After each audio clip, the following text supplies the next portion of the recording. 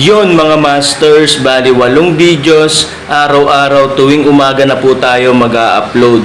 Maraming salamat sa mga solid kong masters dyan na patuloy pa rin na sumusuporta sa aking mga ina-upload na kwento o videos. At sa mga hindi nag-skip, maraming salamat po sa inyong lahat.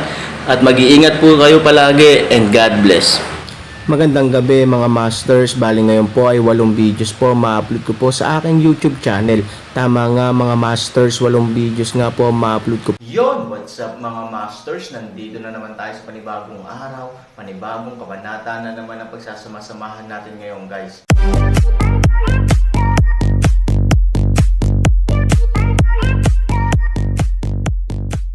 Bali mga masters, kung bago ka pa lang po sa aking YouTube channel, please click the subscribe button, lalong-lalo na po yung notification bell guys, para maging connected pa rin tayo sa isa't isa at maging updated kayo sa mga susunod ko pang video. Bali mga masters, bago natin umpisahan ng kwento ay mag-shoutout po muna tayo para sa mga solid nating tagapakinig. Shoutout kay Lisa Paulite at shoutout kay Maria Victoria. Yun na nga mga masters, no? Bali hindi na ito patagalin. In 3, 2, 1, let's go!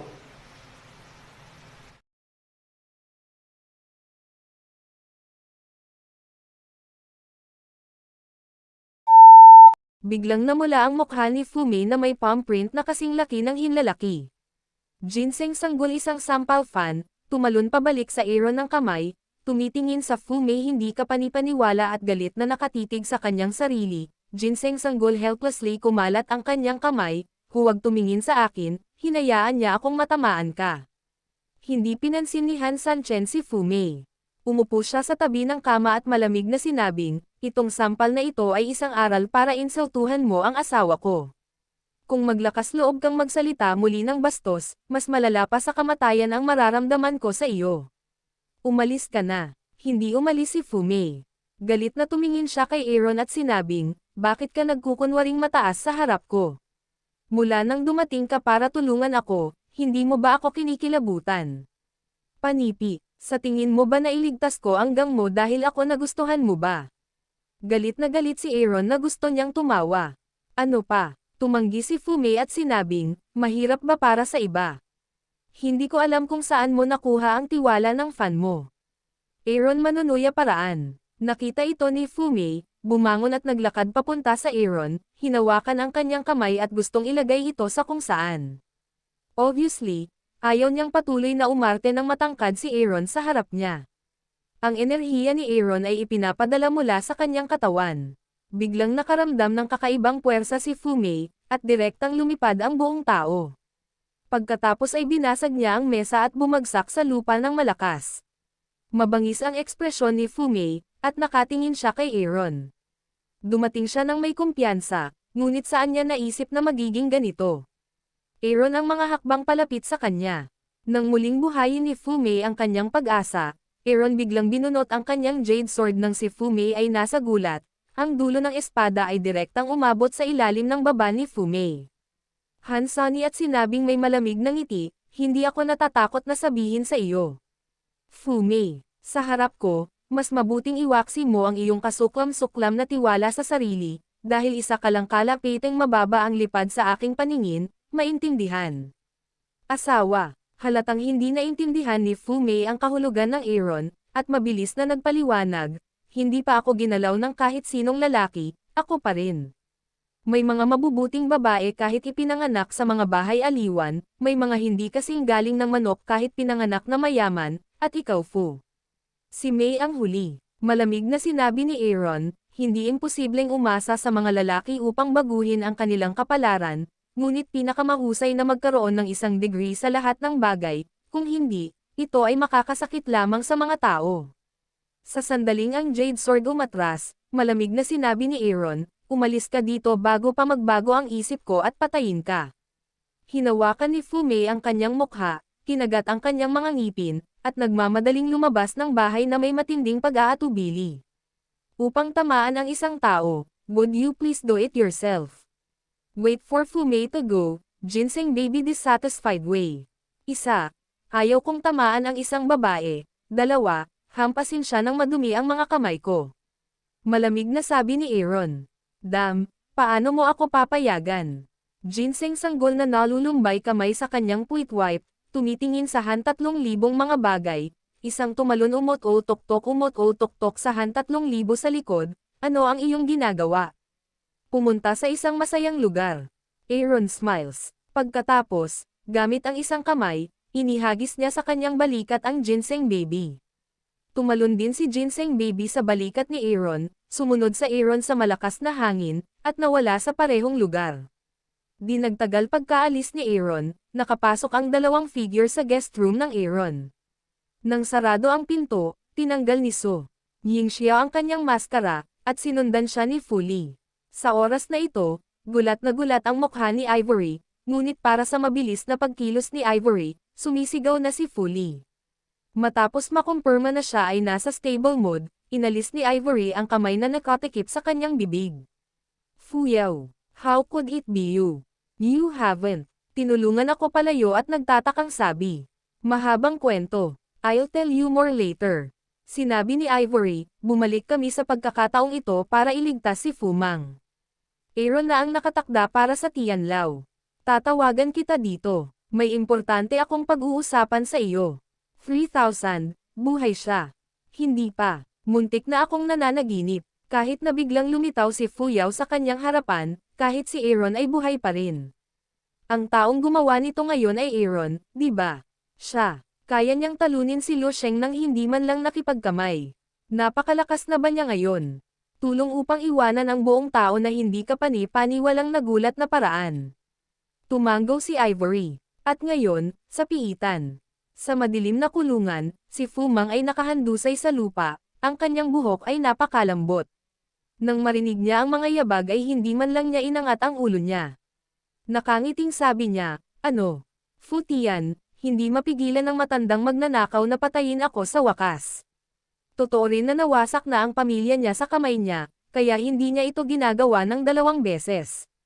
Gayunpaman, bakit? Magsuot ng maskara upang patayin ang isang namamatay na tao.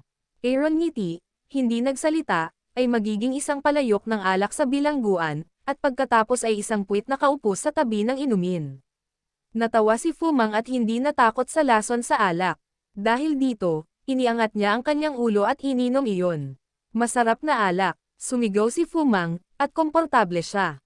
Ngunit nang iangat niya ang kanyang mga mata, nakita niyang tinanggal ni Aaron ang kanyang maskara. Nang makita niya ang totoong mukha ni Aaron, nanginginig si Fu Mang at bumangon sa lupa. Ikaw ba? Aaron smiles. Hindi ka na ba patay? How could you? Tao ka ba o multo? Hindi naiwasang tanungin ni Fu Mang ang kanyang kaluluwa ng 3 beses. Parang bagyo ang buong puso niya. Kung multo, iinuman ka ba nito? Aaron chuckled at umupo mula sa lupa. Welcome Summer, hayaan mo akong tulungan ka, gusto mo bang lumabas? Tumanggo naman si Fu Mang na sinabi niya. Paano mo ako niligtas? Kumunot ang noo ni Fu Mang at saka sinabing may pipi at mapait na ngiti, ang langit na kulungan na nagkukulong sa akin ay hindi masisira.